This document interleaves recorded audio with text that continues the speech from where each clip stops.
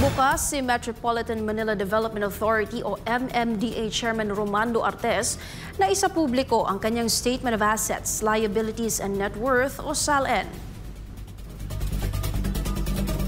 Ito ang tiniyak ni Artes sa oras magkaroon ng pagbabago sa regulasyon lalo na sa usapin ng SALN. Anya, wala siyang nakikitang problema kung kinakailangang ilabas ang SALN niya dahil 2 beses na raw siyang dumaan sa lifestyle check. Wala po akong masyadong kinatatakot niyan kasi 2 sunod na po akong na-undergo ng lifestyle check. Ang last is noong 2024, last year lang. So,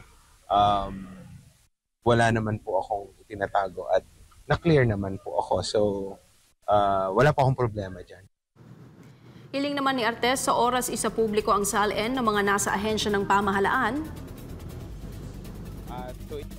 Medyo ingatan kasi na we-weaponize din po yung may mga interest, yung may mga tampo or galit sa mga government officials. Sana lang po wag mangyari kasi pinagdaanan ko po